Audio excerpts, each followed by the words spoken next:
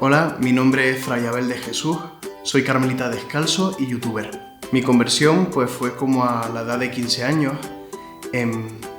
Es cierto que yo tenía una experiencia ya de fe anterior, muy asociada a la Virgen María. Cuando yo era niño, en el pueblo de mi madre, en la parroquia de mi madre, pues había una imagen de la Virgen, que es la Virgen del Buen Viaje.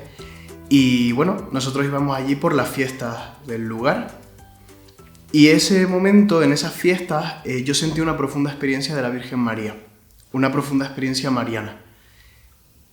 No sé muy bien cómo explicarla, pero sé que la Virgen en ese momento se me manifestó como una madre, ¿no? Como una madre amorosa. Yo me quedé allí clavado a sus pies pues, durante todo el tiempo que duraron las fiestas de ese año.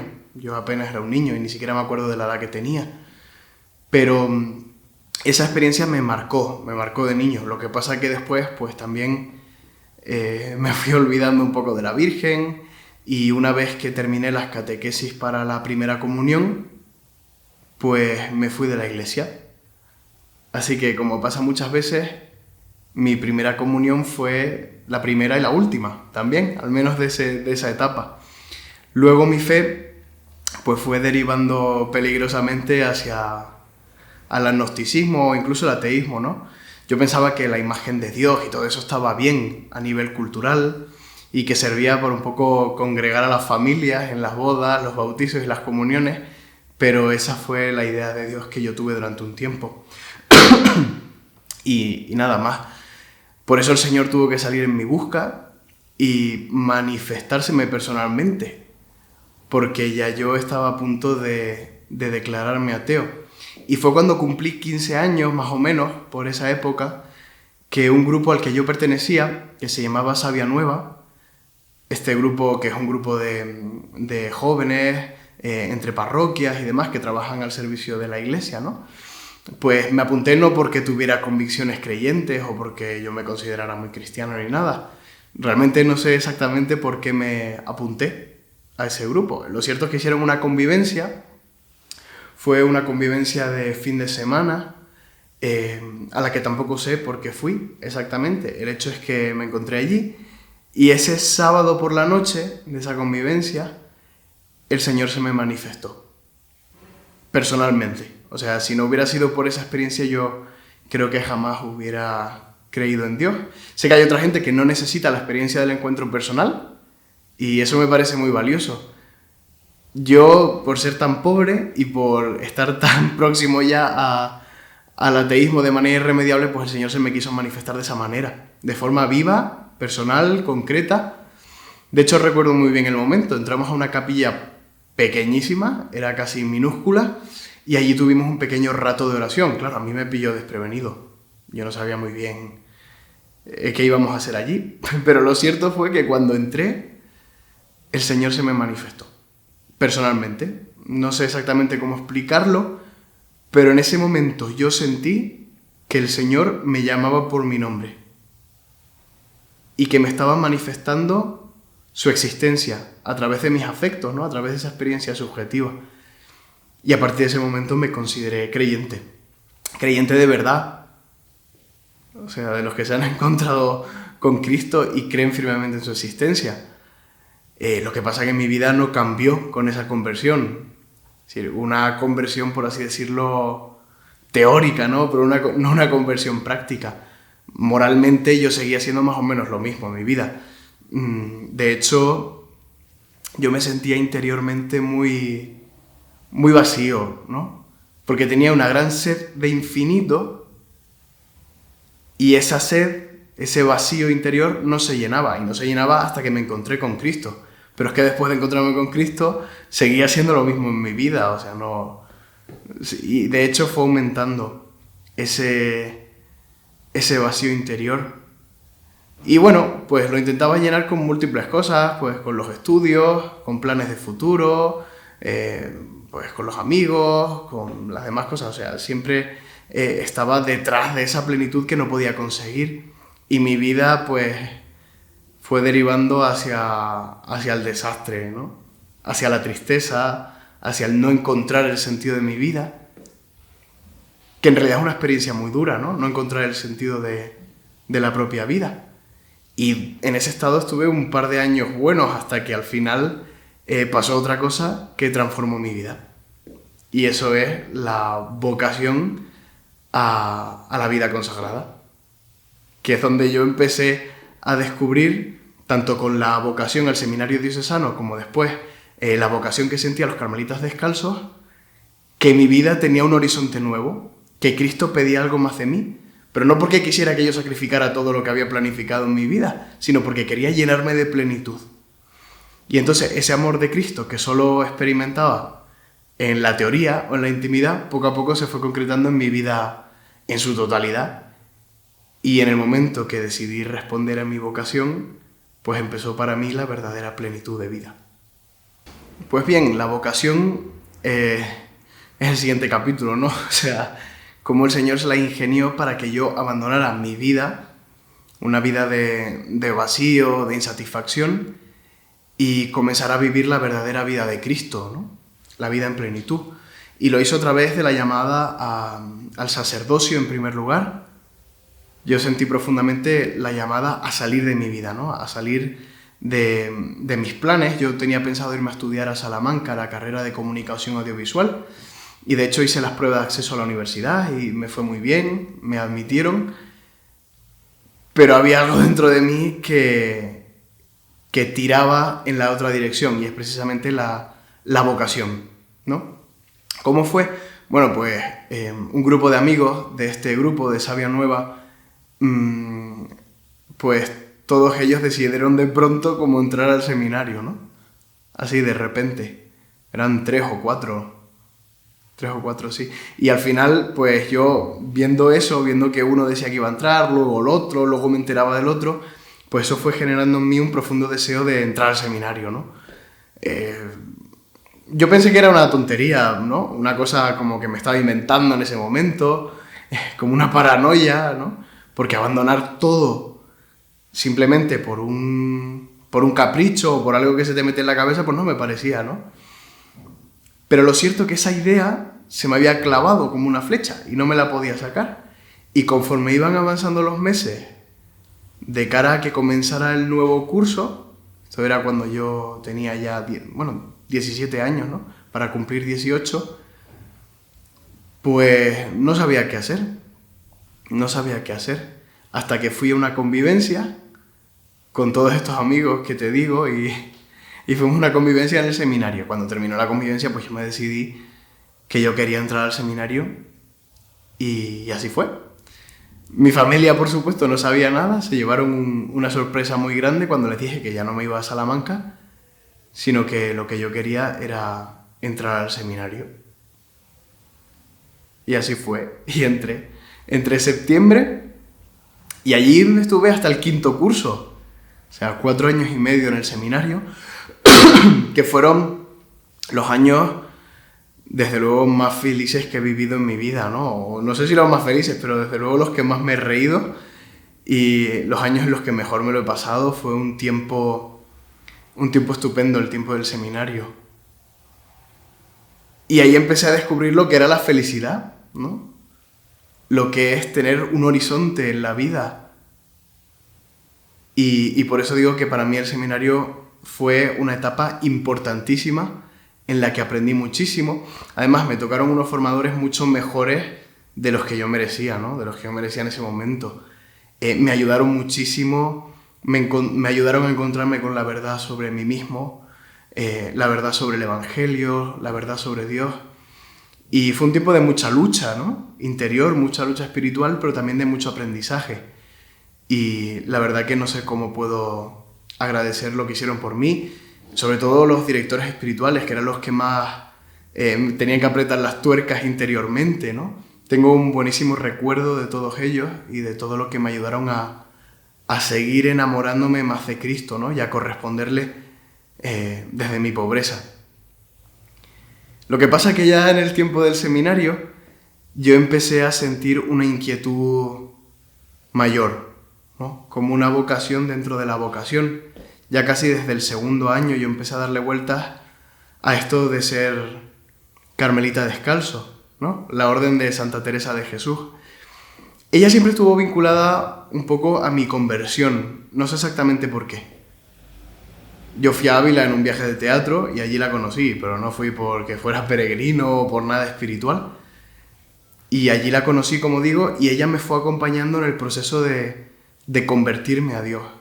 De hecho, ella siempre estuvo un poco a mi lado en las experiencias que tuve de encuentro personal con Cristo durante esos años de conversión progresiva, ¿no? Y yo le tenía una devoción muy grande ya en el seminario, pero jamás se me había pasado por la cabeza el hecho de ser carmelita descalzo, ¿no? Ni siquiera los conocía. No sabía que Santa Teresa había fundado una orden de hombres. Y poco a poco, pues lo fui descubriendo. Y así fue como descubrí la orden de los carmelitas descalzos y empecé un proceso de discernimiento interior.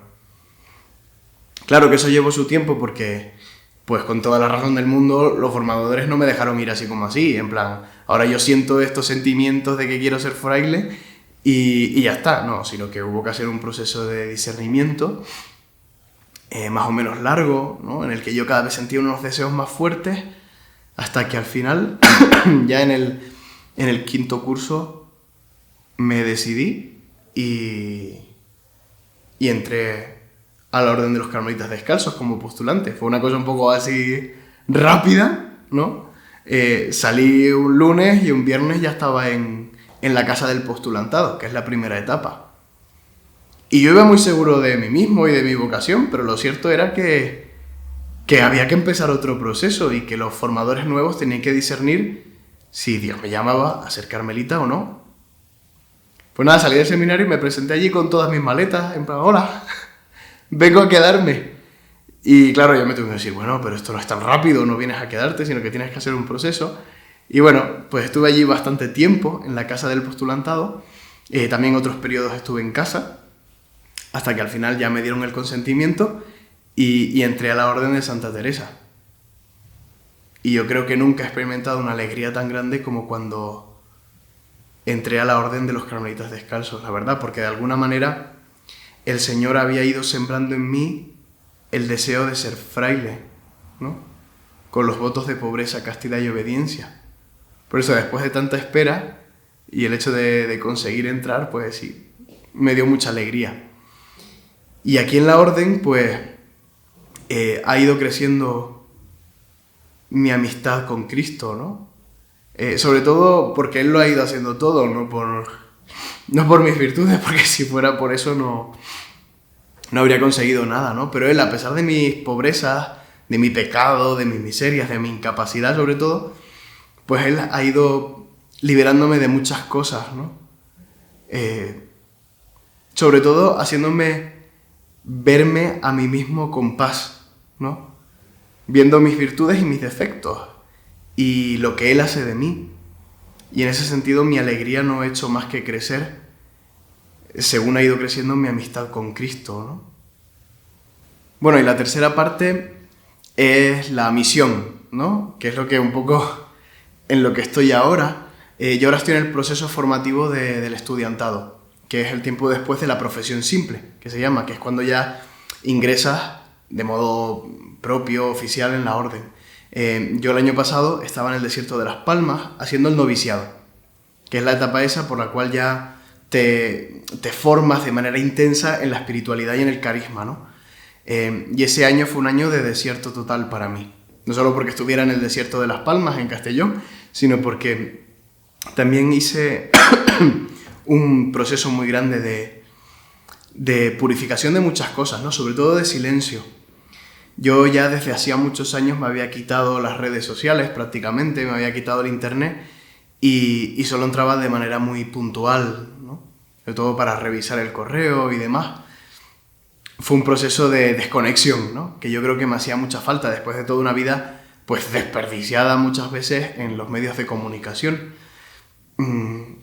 ¿Qué pasa? Que, empecé a sentir una cierta necesidad de predicar a Cristo, ¿no?